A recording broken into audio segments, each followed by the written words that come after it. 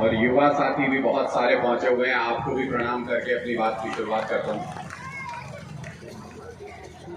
नया साल है और नई शुरुआत है। पुरानी चीजें, पुरानी राजनीति बदलने का वक्त है और नए लड़कों का नया जमाना है। इसलिए इस नए साल की शुरुआत पे अपनी इस बात के साथ शुरू करता हूं कि आप सब लोग भी इस नए साल के पहले दिन पे ये प्रण ले लीजिए। नया साल है, नई उम्मीदें हैं, नई कोशिशें होंगी, नई चुनौतियां होंगी, नई कामयाबियां मिलेंगी और इन सब के लिए एक नई पार्टी का होना बहुत जरूरी है। इसलिए आम आदमी पार्टी को चुनना है। आप लोगों के बीच में बहुत नेता आए होंगे, बहुत पार्टी आई होंगी। आपने अलग अलग पार्टियों को समय समय पे वोट देके जिताया है, उनकी सरकारें बनवाई हैं। मैं आप लोगों के बीच में एक सवाल रख रहा हूं जिसका जवाब यहां देने की जरूरत नहीं है, अपने मन में रखना। आपने जब कांग्रेस पार्टी को कभी भी वोट देके जिताया होगा, कभी भी सरकार बनवाई होगी, आप अपने मन में एक सवाल पूछना कि क्यों दिया था कांग्रेस पार्टी को वोट, क्यों बनवाई थी सरकार उसकी। जवाब बताने की जरूरत नहीं। आपने कभी भारतीय जनता पार्टी को भी वोट दिया होगा, जेजेपी को वोट दिया होगा, उनकी सरकार बनवाई होगी। अपने मन में सवाल पूछना कि क्यों दिया था भारतीय जनता पार्टी को वोट, किस मुद्दे पे दिया था, जेजेपी को वोट क्यों दिया था। जवाब मुझे देने की जरूरत नहीं है। मैं बिना आपके बताए इस बात की गारंटी दे सकता हूं कि आप जो भी जवाब अपने सवाल का अपने आप को दोगे, उसमें कहीं भी आपके बच्चों का भविष्य शामिल नहीं होगा। अपने बच्चों के भविष्य के लिए कभी वोट नहीं दिया आप लोगों ने, कभी भी अपने बच्चों के भविष्य के लिए वोट नहीं दिया। किस लिए वोट देते हैं? कभी जात पात पे वोट दिया, कभी धर्म के नाम पे वोट दिया, कभी किसी नेता के नाम पे वोट दिया, कभी उसके परिवार के नाम पे वोट दिया कि बड़ा नेता, इसके परिवार का नेता आ गया। लेकिन कभी भी आज तक अपने बच्चों के भविष्य के लिए वोट आप लोगों ने नहीं दिया। अगर वो दिया होता तो बहुत पहले हरियाणा की तकदीर सुधर गई होती। अब वक्त बदल रहा है। पहले आपके पास ऑप्शन नहीं था, पहले आपके पास कोई मौका नहीं था। एक चोर था, एक महाचोर था, आपको दोनों के बीच में से किसी एक को चुनना था। लेकिन अब वक्त बदल रहा है। अब आपके पास नया मौका है, नई पार्टी है, नई चॉइस है। मैं क्यों कह रहा हूं कि नई पार्टी आपके पास नई चॉइस है? एक दिन मैं गुजर रहा था सड़क से तो मैंने देखा, अभी कुछ दिन पहले की बात है, जेजेपी के पोस्टर लगे थे बड़े बड़े। 5वां स्थापना दिवस मना रहे थे जेजेपी पार्टी के लोग। जेजेपी पार्टी क्या है? जेजेपी पार्टी उस व्यक्ति ने बनाई जिसके पिता सालों तक हरियाणा के मुख्यमंत्री रहे और जिसके दादा उप प्रधानमंत्री रहे इस देश के। उसने बनाई और उस पार्टी का क्या हुआ 5 साल के अंदर? 5 साल में उस पार्टी का क्या हुआ? वो पार्टी आप लोगों से झूठ बोल के वोट लेके 10 सीट तक पहुंची और आज चुनाव करा दो तो वापस 0 सीट पे आ चुकी है। 5 साल में पार्टियां बनती हैं, अपने कर्मों की वजह से ऊपर जाती हैं और अपने कर्मों की वजह से खत्म हो जाती हैं। मैं ये सोच के वो पोस्टर देख के मुस्कुराया कि आम आदमी पार्टी का तो कोई राजनीतिक इतिहास नहीं। अरविंद केजरीवाल जी के पिताजी तो किसी राजनेता, कोई पार्टी में नहीं थे, कहीं नहीं थे, किसी पद पे नहीं थे। आज से 10 साल पहले, यानी जेजेपी से ठीक दुगना टाइम हुआ है, आज से 10 साल पहले आम आदमी पार्टी की नींव रखी अरविंद केजरीवाल जी ने और आज 2 राज्यों में सरकार चला रहे हैं हम लोग और 4 राज्यों में विधायक है हमारे। और पहली ऐसी पार्टी जो बिना किसी राजनीतिक इतिहास के सिर्फ 10 साल के अंदर राष्ट्रीय पार्टी बन गई है, नेशनल पार्टी बन गई है। यानी अब पूरे देश में कांग्रेस और भारतीय जनता पार्टी के बाद आम आदमी पार्टी एक विकल्प के रूप में मौजूद है, एक मौके के रूप में मौजूद है। और आप देखिए कैसा सौभाग्य। लोग कहते थे कि गुजरात में आपको क्या मिला। मैं कहता हूं कि ऊपर वाला कराता है जो कुछ भी कराता है। सोच के देखिए कि मोदी जी के घर से प्रधानमंत्री, जो सबसे बड़े नेता बताते हैं अपने आप को इस देश का, उनके घर से लोगों ने राष्ट्रीय पार्टी बना के भेजा आम आदमी पार्टी को। कुछ तो इशारा ऊपर वाला कर रहा है, कुछ तो इशारा कर रहा है ऊपर वाला। और क्या किया, 6 महीने प्रचार किया हमने गुजरात के अंदर, अपनी नीतियों के बारे में लोगों को बताया। 6 महीने के प्रचार में 41 लाख लोगों ने वोट किया आम आदमी पार्टी को गुजरात के अंदर। हरियाणा में अभी 1.5 साल बचा है। 1.5 साल की मेहनत में अगर 41 लाख ही लोगों ने वोट दे दिया हरियाणा के अंदर, तो 2024 में पूर्ण बहुमत की सरकार बनेगी आम आदमी पार्टी की, कोई रोक नहीं सकता। और इनको दर्द क्या, आम आदमी पार्टी से परेशानी क्या है?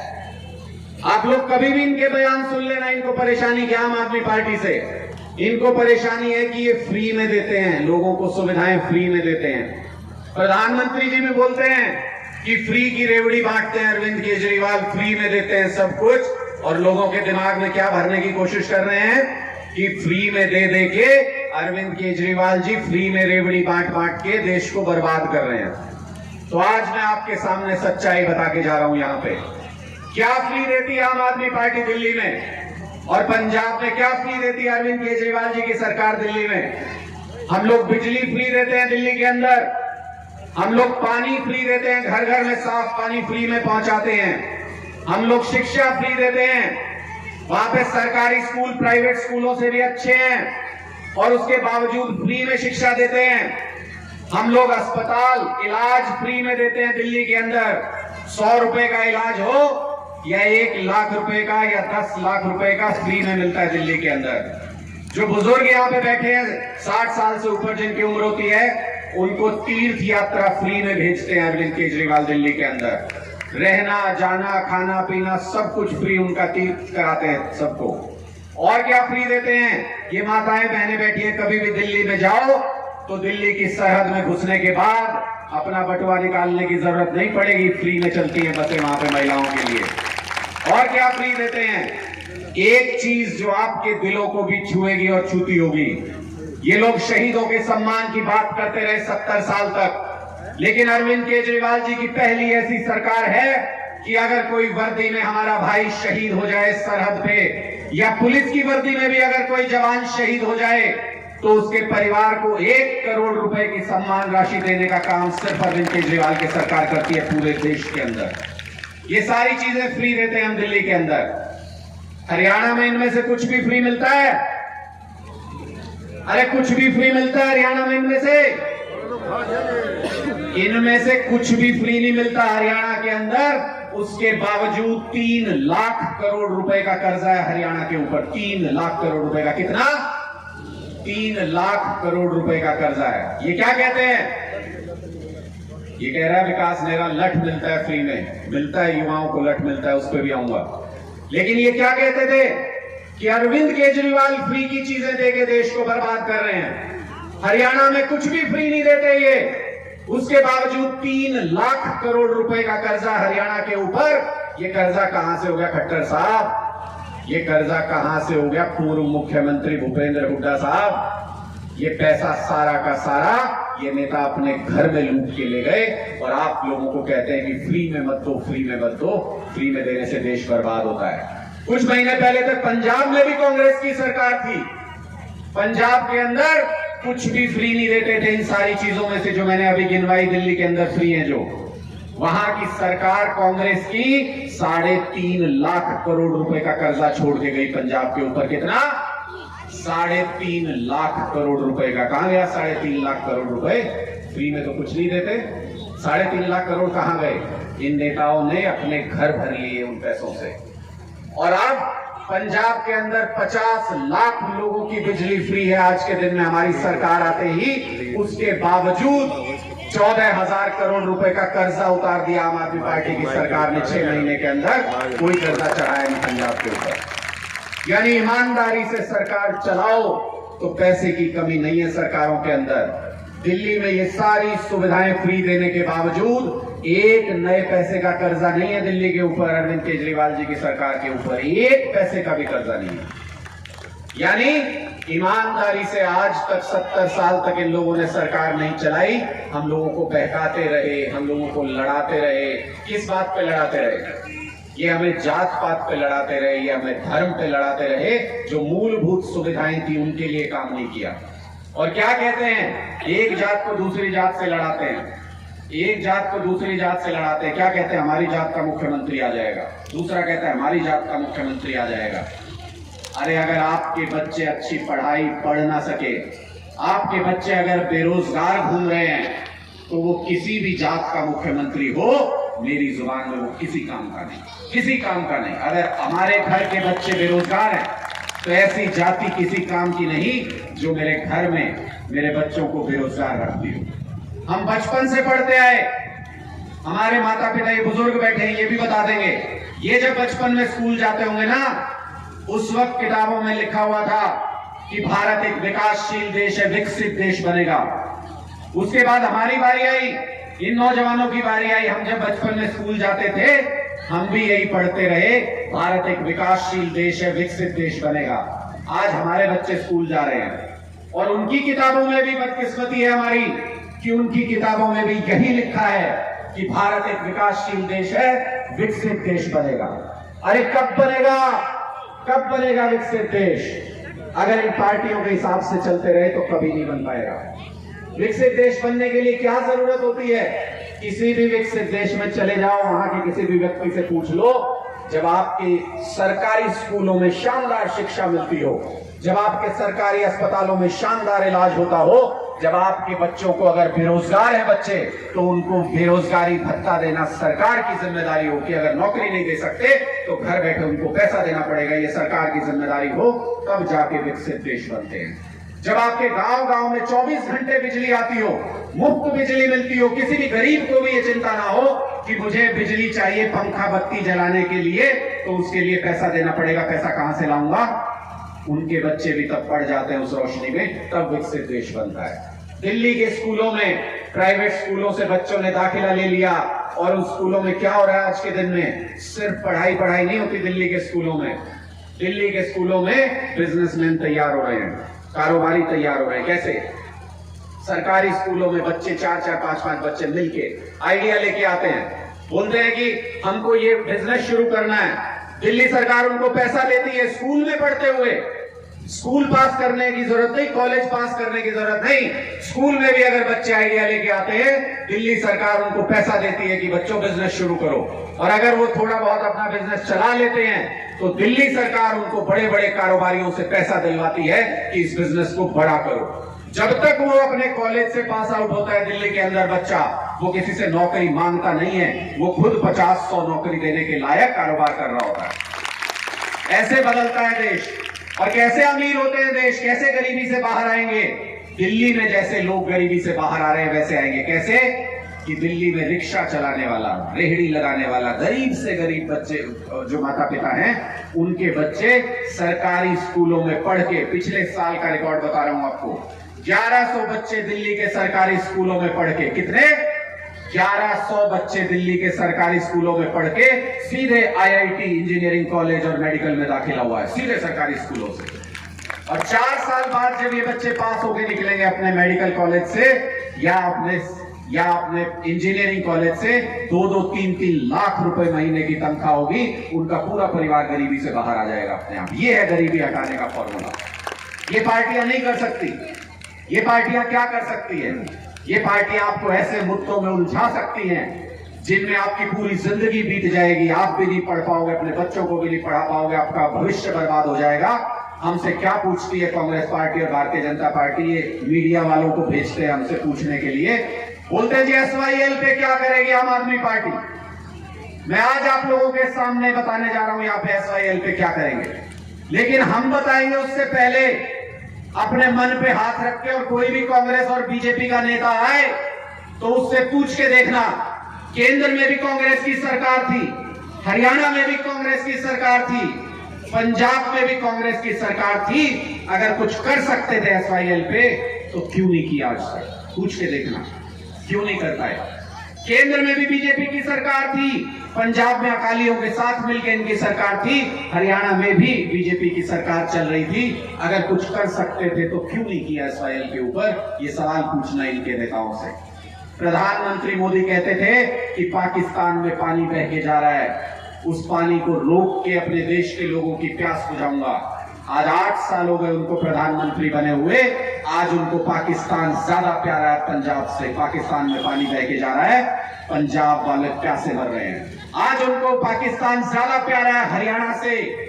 पाकिस्तान में पानी बह के जा रहा है, लेकिन हरियाणा के लोग पानी के लिए लड़ रहे हैं। और किससे लड़ रहे हैं? अपने ही भाई से, पंजाब से लड़ रहे हैं। क्यों लड़ रहे हैं? आप सोच के देखिए। अभी बताया विकास ने, ये 1000 किले इधर डूबे पड़े पानी में, और फिर कह रहे हैं कि एक हिस्सा ऐसा है हरियाणा का जहां पे पानी नहीं है। ये सिर्फ आपके गांव की कहानी नहीं है, 1/3 हरियाणा के खेत डूब में है, इसी तरीके से पानी में डूबे पड़े हैं। हरियाणा में भी सरकार होगी आम आदमी पार्टी की, पंजाब में भी सरकार होगी, और एक दिन केंद्र में भी सरकार होगी। मैं आपको बता रहा हूं कि क्यों सिर्फ हमारी सरकार इसका फैसला कर सकती है। मैं आज वही बता रहा हूं आपके सामने। ये मोदी जी ने नहीं किया ना। जब किसान गए इनके दरवाजे पे दिल्ली में धरना देने के लिए, किसान आंदोलन चल रहा था, तो इन्होंने कहा सारे किसानों को जेल में डालेंगे। दिल्ली सरकार के पास फाइल भेजी, बोले अपने स्टेडियमों को जेल बना दो। दिल्ली सरकार को बोला हम सारे किसानों को उसके अंदर बंद कर देंगे। अरविंद केजरीवाल जी ने उस फाइल के ऊपर पेन नहीं रखा, उनके ऊपर सब तरह का दबाव था। दिल्ली में पुलिस, केंद्र सरकार की दिल्ली में खुद प्रधानमंत्री मोदी बैठते हैं। अरविंद केजरीवाल जी ने कहा कि किसानों के खिलाफ हस्ताक्षर नहीं करूंगा, किसी भी कीमत पे हस्ताक्षर नहीं करूंगा। ऐसे दृढ़ निश्चय वाला कोई व्यक्ति चाहिए। ऐसा व्यक्ति जिस दिन देश की सत्ता में बैठेगा, उस दिन पाकिस्तान को जाने वाला, अपने दुश्मनों को जाने वाला पानी रोक के हरियाणा और पंजाब और दिल्ली और राजस्थान की प्यास बुझाने का काम करेगा। ये रास्ता है हमारी समस्या सुलझाने का।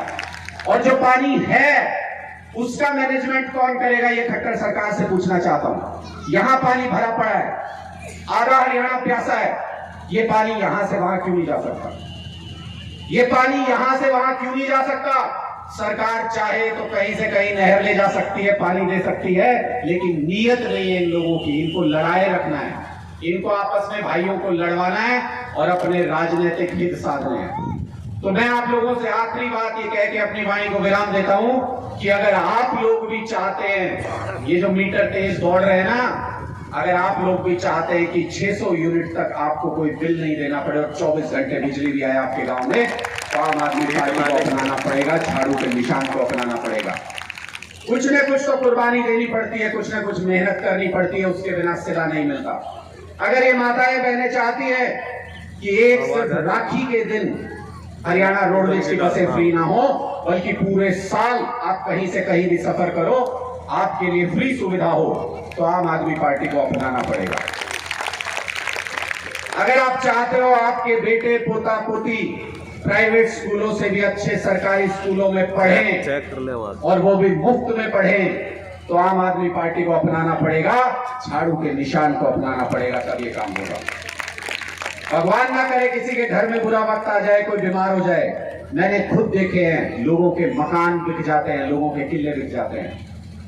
अगर आप चाहते हो कि 10 लाख का इलाज हो, चाहे 1 करोड़ का इलाज हो, वो इलाज सरकारी अच्छे अस्पतालों में मुफ्त होना चाहिए, तो फिर झाड़ू उठानी पड़ेगी, आम आदमी पार्टी को लाना पड़ेगा।